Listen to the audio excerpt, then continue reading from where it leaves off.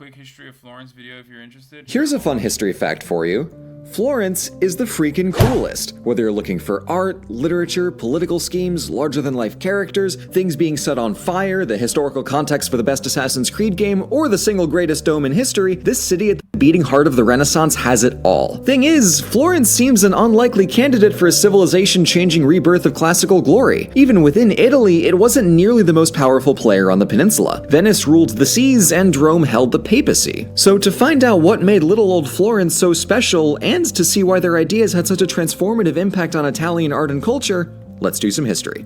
This video is brought to you by Audible. More on that later.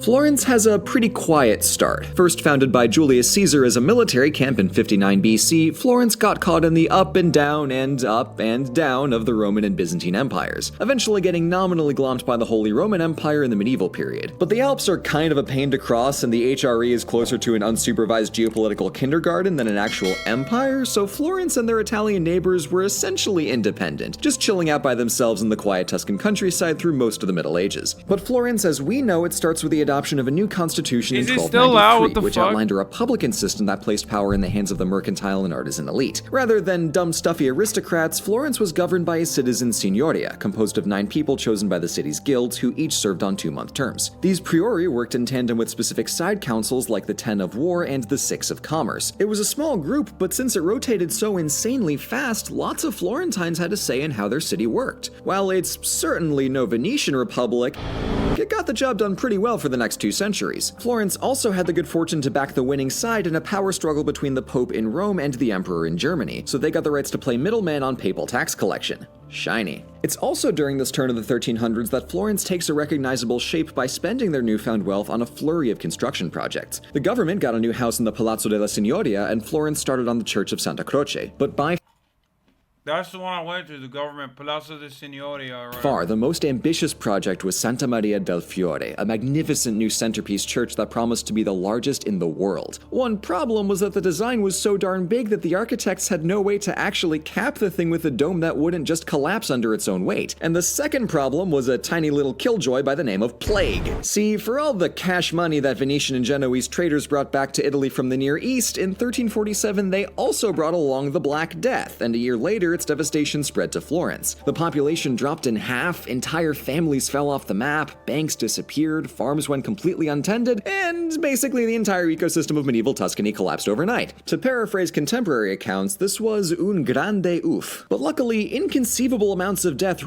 This is such a YouTube video from a bygone era where the guy says un grande oof. I love that.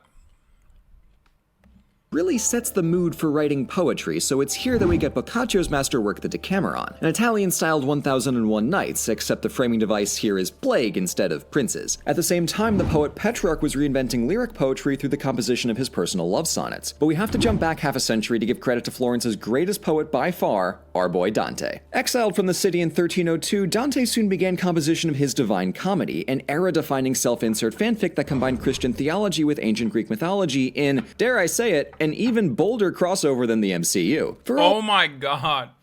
Dare you say it, sir. MCU reference, the boldest crossover. This is, oh my god, this is so awesome. This is like such a fucking epic bacon Reddit ass fucking YouTube video. I love it. No disrespect to overly sarcastic productions. This seems awesome. All of Florence is getting beat up by plague, these 3 smart boys gave the city a head start on rediscovering ancient ideas and blending them into medieval Christian culture with a new focus on individualism. Things started looking up with the capture of Pisa in 1406, which gave the Florentines a direct route to the sea, more tax revenue, and see, this is what I was talking about. They're like, bro, fuck Pisa. All my homies hate Pisa. Things started looking up with the capture of Pisa in 1406, which gave the Florentines a direct route to the sea, more tax revenue, and on-demand access to history's best architecture meme. And 1 decade later, the Pope awarded the honorable and extremely lucrative right of directly managing the papal treasury to a soon-to-be world-changing family, the Medici. With the enviable job of counting the coins in God's very own pocketbook, this family bank soon became the most influential. This is their crescent, or crest. 6 balls, which I think is very weird.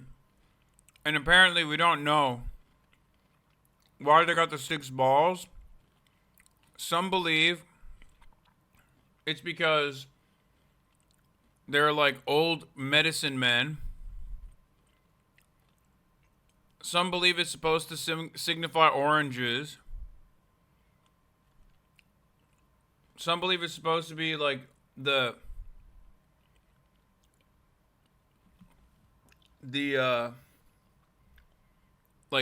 impact of what it looks like after you like suck out poison. Ironic. You stole that from Anne? No, I stole that from Anne and the tour guide guy. And then the other is the other antiquated belief, which is probably not real. No, it's not from Dragon Ball Z, man, and it's not a spicy meatball. I don't know, some like fucking ancient guy fought a monster who also happened to be a mountain in Italy, and then the monster had a 6-headed like a club, and then when he slammed into the shield, that was the impact crater.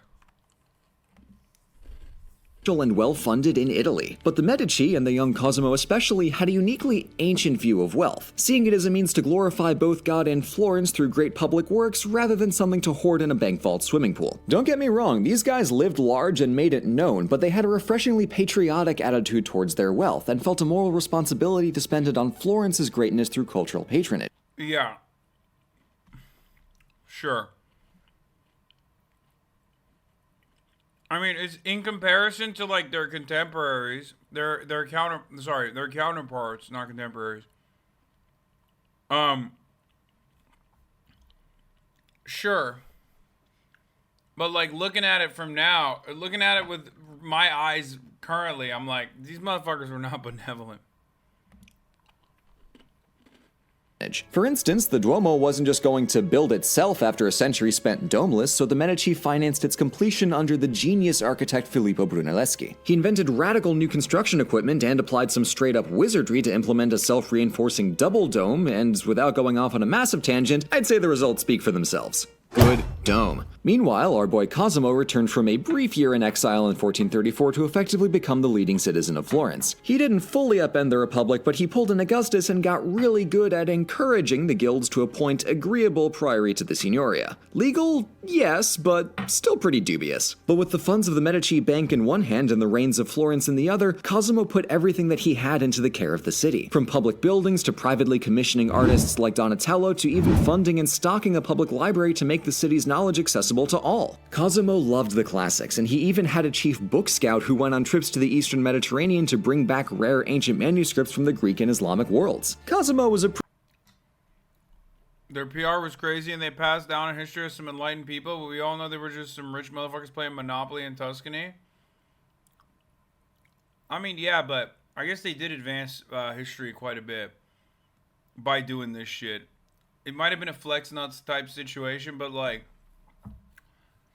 they did do a lot for the arts.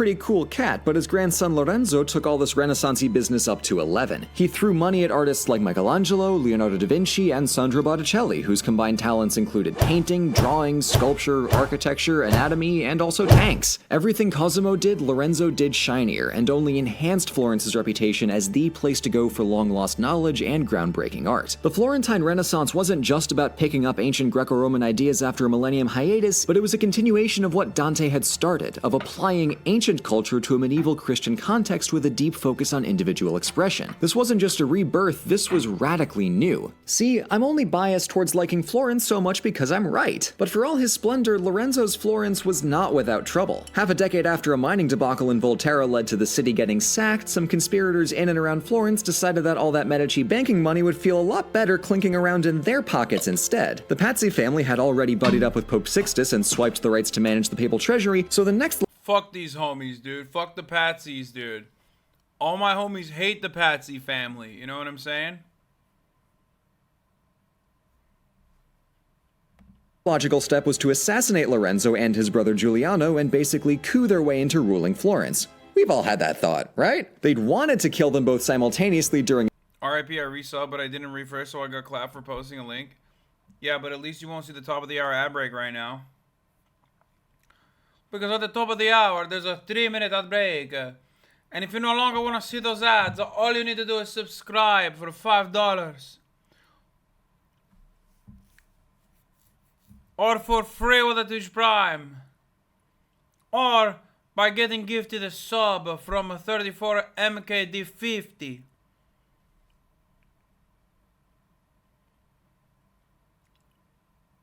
That's right. Here's the 3-minute ad break now.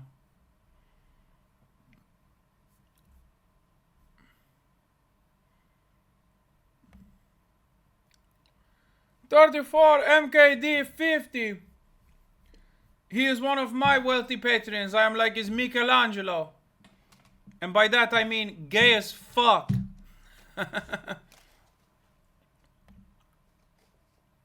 a dinner party, in private, but when Giuliano didn't show, they called it off. The only other option was in the middle of Easter Mass at the Duomo. This had the added downside that it's in full view of the entire city and added a lot more complications, causing several conspirators to nope right on out of there. Because murder is fine, but don't make me do it in front of the pretty dome, man. Yeah, I mean, it's because, these guys fucking love religion, dog. And these guys did this shit on Easter Sunday. It's big no-no. Don't do it in front of the pretty dome, please. Not in front of the dome, thank you. No, but literally. Apparently their tell to pull out the swords was waiting for the priest to put the cross up like this. And then they were like, oh, it's a time. It's a time for the spicy meatball. A time to kill these Medici bastards. Which they did. Except they failed to kill one of them.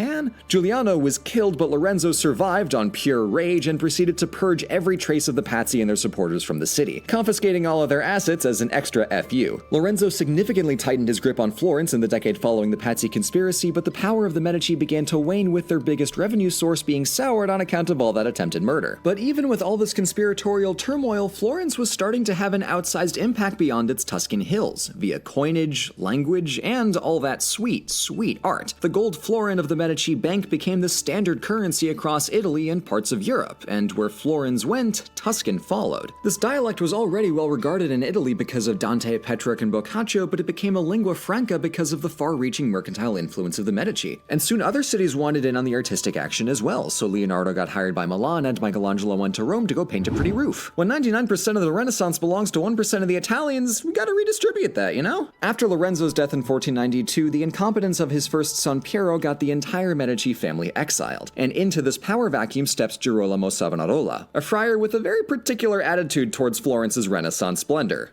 Burn it down. Savonarola's bonfire of the Van. Right. You are a fake. Art is a bourgeois decadence. It is too vain. We have moved too far away from God. Vanities claimed countless artistic treasures in the name of restoring Florence to moral purity, and even the artist Botticelli torched several of his paintings and joined in Florence's collective swan dive back into the Dark Ages. 4 very long years later, Savonarola was burned to death by fed-up Florentines. It's like poetry. It rhymes. And for the next decade and a half, Florence was free of ruling families. In the eyes of one Niccolo Machiavelli, this was Florence in its truest republican form. To mark their newfound freedom, the Signoria commissioned the young Michelangelo to make what would become one of the city's greatest treasures, the David. Beyond being the most iconic work of classical realism, no biggie, this piece directly symbolized... Gay as hell, dog. Let me tell you something. This guy loved men. Okay? He loved the male body so much. I love that you are now on your Tradcath art. You could not... It's so funny to say this about me. I'm probably less pro-Catholic than I ever have been. I spent pretty much the first hour talking about how insane it is that Catholics just go dig up graves and like chop their fucking like saints into bits and then put it inside of like religious like shit that they build, basically. Like the dome has a golden dome. The Duomo has a golden dome on top of it. And apparently inside of that massive ass golden dome at the tippy top of the Duomo is St. John. And when I say St. John, I don't mean like oh, that's the rumor. Like, no, they got his bones in there, dog. They take these motherfuckers, they chop them up. I didn't know this. It's so crazy. Calm down, I love you was a joke. Car accident survivor podcasters are getting really angry right now. Yeah, like, well, I know you were, okay, let's say you were joking. But there are a lot of podcasters. Podcasters only do two different arcs. They either go, oh, I love NATO, and I'm going to assume every fucking liberal, pro-American foreign policy position possible, and spend the rest of my life shitting on, like, you know, every fucking random Tom, Dick, and Harry that I consider to be more left than me, because they're the worst problems in America. Or they do the fucking tradcath shit, where they're like, actually, I'm leftist but transphobic because the real working class is transphobic and racist. And then they just become straight up racist. And then they convert to Catholicism for some reason. So yeah, when you make that joke, I'm like, okay, chill, dog. That's not me, okay? Calm down.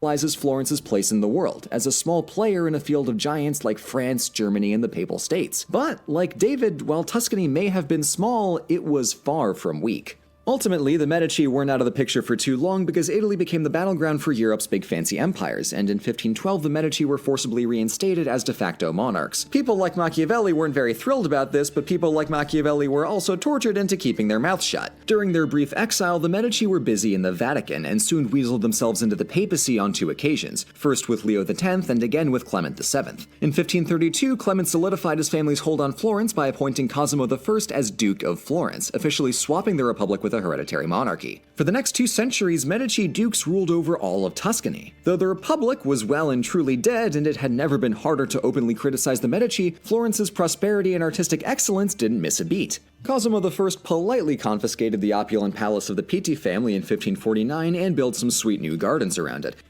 That's pretty tight too. The Pitti family, so they built like corridors. They built a corridor between the Pitti family home palace and the government building, and it's literally straight up. It's like just a row of buildings that directly tie the government building that I described to you earlier to this fucking palace. And then, but there's a river in between. So what did they do? They built a bridge over the river. Okay, and then they decided, and I don't know why this is such a weird thing, but they decided you can only sell jewelry on this river. So they built a bridge, but it's not really a bridge. It's basically a fucking, like, it's like a corridor that they built on top of the bridge. And that's where all the jewelry is sold. It's cool as fuck. I mean, it's still a bridge, which is kind of tight.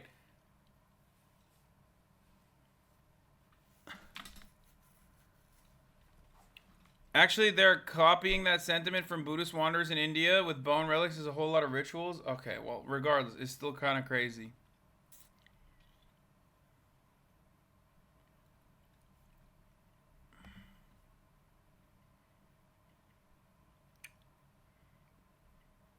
And he hired architect Giorgio Vasari to build.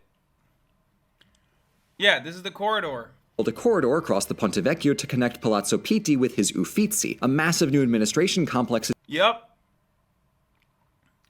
Timing. Yep. Straight up. And apparently it's because they had to go through this every day, multiple times throughout the day, and they didn't want to get assassinated. So they were like, let's just fucking connect it with a goddamn corridor. Bro did not want to touch grass. Oh, 100%. Adjacent to the old Palazzo della Signoria. You might know it today as the Uffizi Gallery, one of the best museums in Europe, no big deal. And 3 decades later, Duke Ferdinand replaced all of the butcher shops on the main bridge with goldsmiths because apparently Florence wasn't visibly rich enough yet. But probably my favorite product of the Grand Duchy is the Medici chapels at the back of the church. And to this day, it's only jewelers there. Like, that entire bridge is just jewelers. Church of San Lorenzo. Take a wild guess at why I like it so much. The centerpiece is the Chapel of the Princes, a towering mausoleum built for the Medici. So this is the one I was talking about. This shit's crazy, bro. This is the one that the outside, Michelangelo just kind of gave up on the outside of it.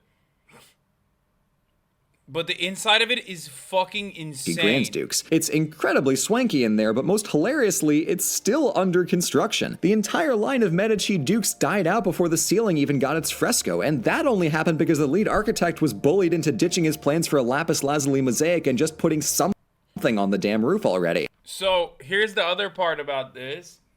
There's like tapestry inside of this thing that is literally not even painted. There's you can't see it in this photo. I took a photo of it. Oh, I think I posted it. Here, I'll show you. God, I'm teaching you guys so much about art history. It's fucking nuts. It's not fabric. No. No. It's a mosaic. Look at this shit. Stealing art? Yes. I stole from the Medici family by taking a photo. Here. Look at this.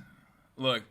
This shit right here, what I'm pointing to with my mouse cursor, that right there, folks, apparently, that right there is not painted. Each individual piece, including the lapis lazuli that you can see here, the blue, okay? Each individual piece is not painted at all. That's all fucking mosaic with rare stone. They painted this with stone, with gems, okay?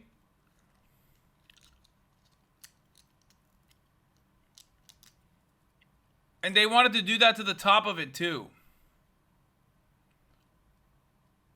Bro, is it me or does this shit look kind of gaudy? I don't think so. I mean, the amount of fucking work that people put into it is crazy. Someone said, that's just pixel art, my dude. Oh my god, I'm gonna die. Alright. You guys are fucking heathens, dude. You're crazy. I mean, it is gaudy. I think you're right. It is gaudy for sure. But it's like the invention of gaudy.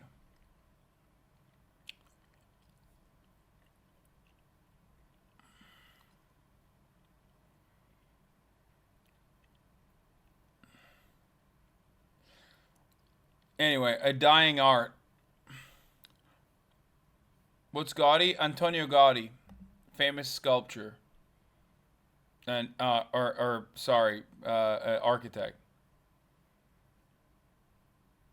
I'm kidding. Well, he is an architect, but Gaudi is a word.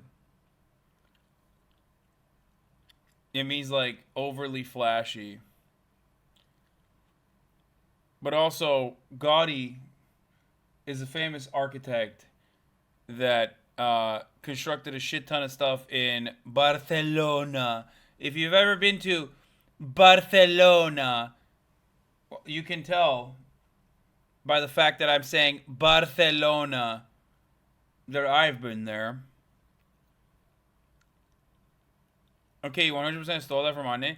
Bro, my mother did not invent the history of art. She is but a mere art history professor. She did not invent art history. What the fuck is wrong with you?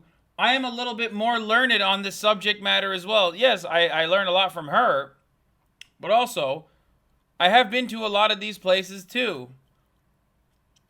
Oh my fucking god. Chat literally be like, dude, you're just stealing information from your doctor mom. She did invent me, that's true, technically. She did. It's such a weird thing to be like, wow, dude, I can't believe you're quoting basic art history shit.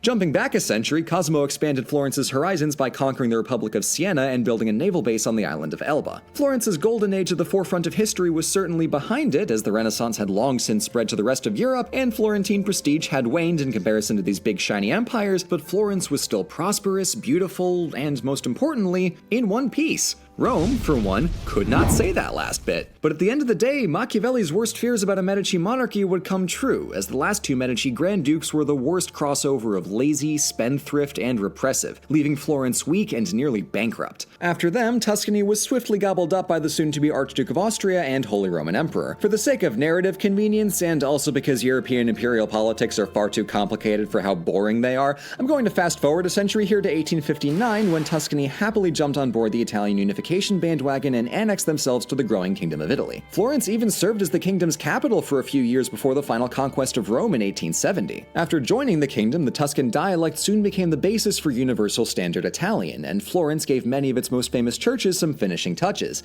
which is to say, the front. Yeah, so as it happens, Santa Maria Novella was the only major church to actually have a finished facade since the Renaissance. The Duomo was basically faceless until the 1800s. But now that it's actually done, I think it's a The only church that's still remaining as like faceless is the one with devoid of the facade, is the one that you saw the inside of. That's like crazy. really neat touch that the red, white, and green color scheme of the cathedral is a perfect Italian tricolor. Mwah. So, with all this history behind us, we've got to answer our starting question. Why did the Renaissance start in Florence? Well, if it started anywhere else, it wouldn't have been the Renaissance. This movement was about rediscovering the ancient world in service of humanism, and what Florence may have lacked in power compared to its neighbors, it more than made up for in its peace. Yeah, classical knowledge was still widely circulated in Ireland, the Byzantine Empire, and the Muslim world, and Sicily and Venice were melting pots of Eastern and Western cultures during the earlier Middle Ages. Florence, however, fundamentally changed both the focus of arts and the system of its creation by basically taking all that and bringing it back to the fucking Western dogs. Rediscovering the classics. Firenze. The Medicis also famously brought to the Western world inventions such as the fork. These motherfuckers weren't using forks, dog. Think about that. That's why, like, at least I guess, like, being of Turkish background, it's like, I always have talked about here in America, at least to my American audience, about how like the Islamic Golden Age carried big time. Like big time carried for a while when Europe was just, you know, not doing great. Rediscovering, you mean translating them from Arabic? Yeah. People. From the great Medici patrons to their multi-talented creators, Florentines worked together over the course of centuries to push the boundaries of what was considered possible. And in doing so, they made Florence the world's capital of artistry. And honestly, I don't think we should have expected any less for a city whose name literally means flourishing. Cosimo's public library brought valuable knowledge to the people of Florence, and if you too want direct access to a world of literature, then you may be interested in today's sponsor, Audible. With enough audiobooks to make even the most seasoned of Renaissance Florentine scholars faint, Audible is the #1 source for all of your literary listening needs. Let's say you're walking home from the store and you want something insightful to listen to. Well, boom, Audible. Maybe you're at home making some food and you want a little something to stimulate your mind as you watch the spaghetti boil? Ethical Blammo. Reacts from fucking 5 years ago. This guy's Audible If you want contract to was learn run more, up a what you long gotta time do is ago. throw on this audiobook while playing. Audible members who sign up get a credit for any audiobook completely free every month, as well as 2 free Audible originals per month and additional discounts in the store. And just in time for the holidays, Audible is offering a half-price deal for your first 3 months if you sign up with our link on audible.com/overlysarcastic or text this link overly probably sarcastic doesn't to work anymore.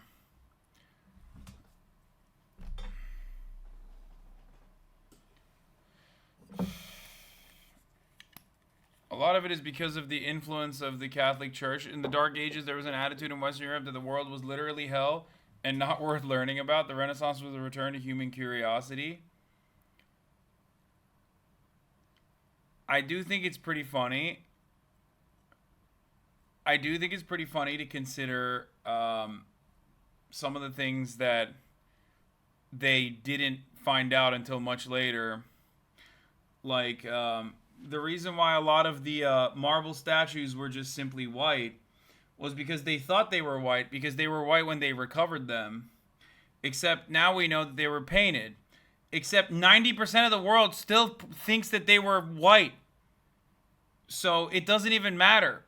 It's really fascinating to think about that, like, how you can forget things, or at least like how certain things are commonly known, and it's just out there for you to find out. Like, information is out there for you to figure out and find out, and yet we still keep misinterpreting historical facts over and over again. Many people in this chat, probably until this very moment, did not know that in the Roman era, the statues were not actually, the marble statues that you look at from the Roman era were not actually white and marble, but they were actually painted. This is like when Twitter users found out Tracer never had an ass. Dude, exactly. That's exactly what I mean. Yeah.